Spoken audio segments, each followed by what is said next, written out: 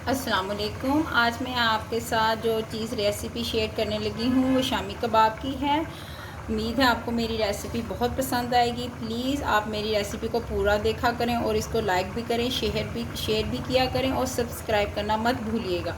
अच्छा, सबसे पहले बिस्मिल्लाहिर्रहमानिर्रहीम। मैंने यहाँ पे जो लिया है ये गोश्त लिया है, ये मैंने तकरीबन मेरे पास 2 किलो है। ये मैं पतीली के अंदर डालूँगी।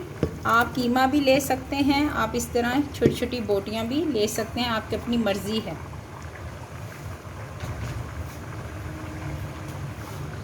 3 पाव के करीब मैंने चने की दाल ली है।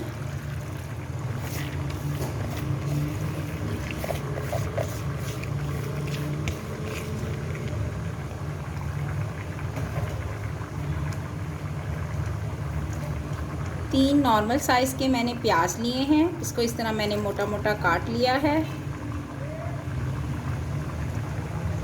5 से 7 ये इस तरह 1 2 3 4 5 अदद मैंने नॉर्मल साइज़ के टुकड़े जो हैं वो मैंने अदरक के लिए हैं, इसको मैंने काट लिया है। 10 दाने जो हैं इस तरह जवे मैंने लहसुन के लिए हैं। साबुत लाल मिर्च मैंने 5 से 6 दाने लिए हैं। 8 से 10 मैंने हरी मिर्च ली है।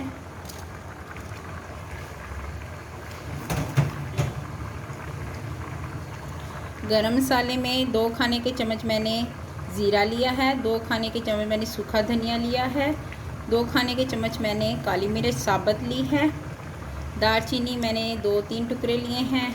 बड़ी इलायची मैंने 5 से 6 लिए हैं अदद, और लौंग भी इस तरह 7 से 8 दाने मैंने लिए हैं।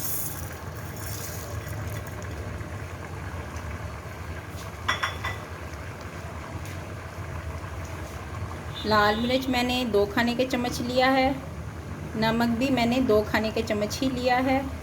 हल्दी मैंने 1 खाने का चम्मच लिया है। नमक और मिर्च हम बाद में चेक भी कर सकते हैं।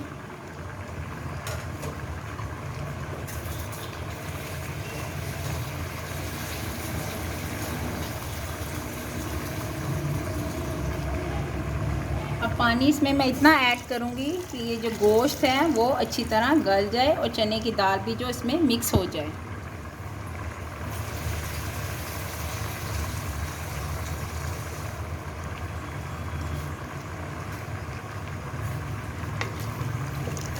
मिक्स करते वक्त आपको पानी का खुद ही अंदाज़ा हो जाएगा।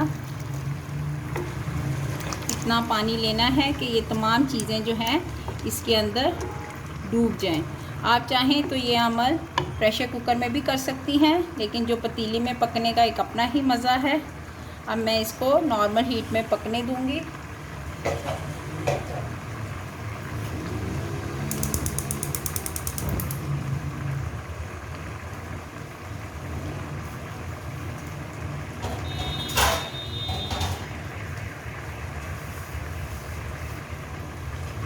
बीच में आपने इसमें बार बार चमचा लगाते रहना है ताकि ये लग ना जाए।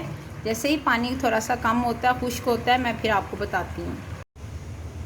2 घंटे हो गए हैं इसको पकते हुए। अब देखते हैं गोश्त जो है वो गल चुका है। गोश्त तकरीबन गल चुका है, पानी इसके अंदर है अभी, लेकिन अब मैं इसको अच्छी तरह से खुश्क करूँगी ताकि ये सही हो जाए।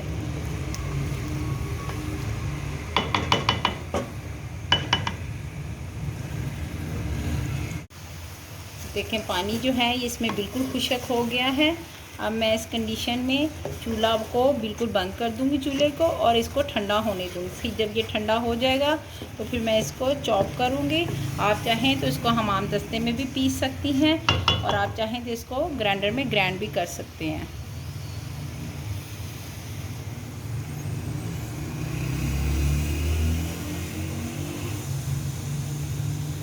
अब देखें मैंने इसको चॉपर में बारीक बारीक पीस लिया है। जैसे ही ये ठंडा हुआ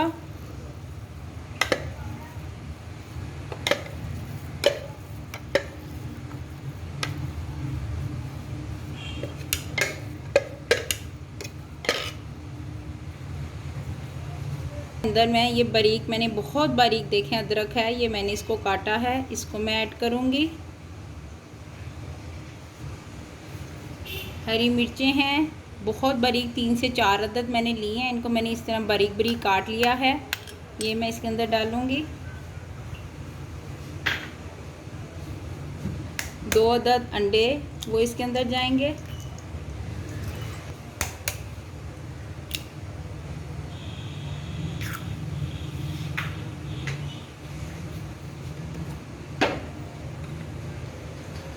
हाफ़ टी स्पून जो है या 1 टीस्पून आप लगा लें काली मिर्च पीसी हुई वो ऐड करूँगी। धनिया बारीक कटा हुआ वो जाएगा इसके अंदर।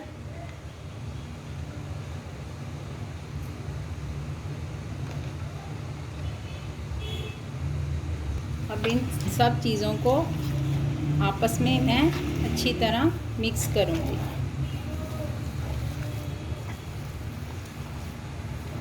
अच्छी तरह मिक्स करने के बाद अब इसके आपने कबाब बनाने हैं। छोटा सा पीस लेके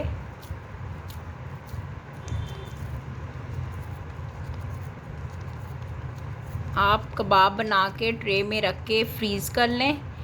2-3 महीने तक ये इजीली आपके चले जाएंगे, बिल्कुल भी ख़राब नहीं होंगे।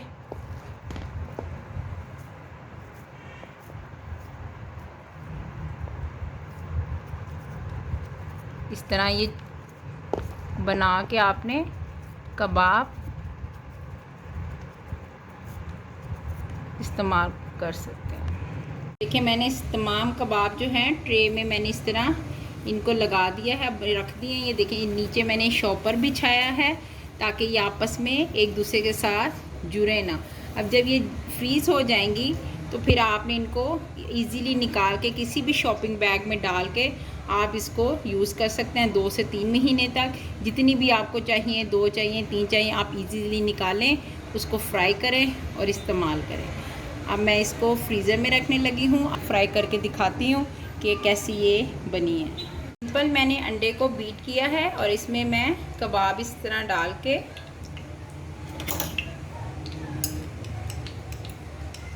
कांटे की मदद से मैं इसको इसमें डालूँगी 1 बाय 1। आंच आपने मीडियम रखनी है ताकि एकदम से ये सूख ना हो जाए।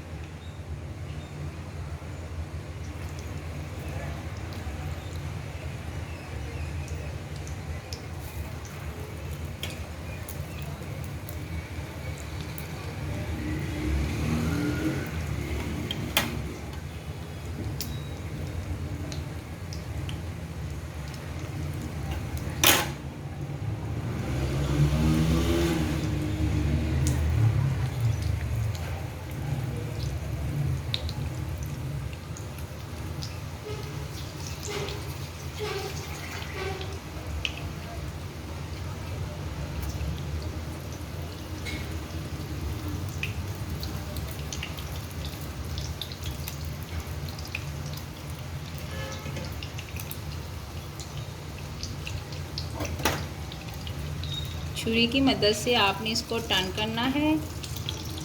जैसे ये थोड़े से सुर्ख हो जाते हैं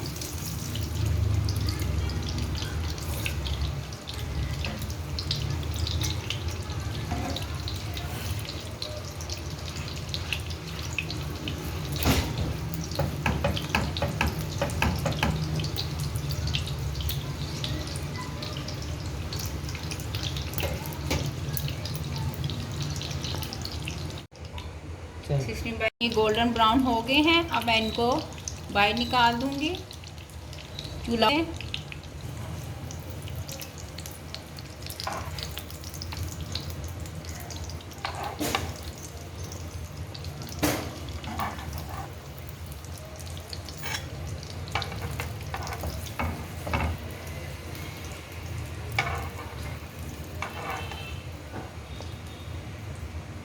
कबाब शामी कबाब मेरे बिल्कुल तैयार हैं। आप इसको मेरी रेसिपी जो शामी कबाब की रेसिपी जो मैंने आपके साथ शेयर की है वो आपको यकीनन बहुत पसंद आएगी। इंशाल्लाह आप इस तरीके से ज़रूर बनाइएगा और मेरे चैनल को सब्सक्राइब करना मत भूलिएगा। शुक्रिया, अल्लाह हाफ़िज़।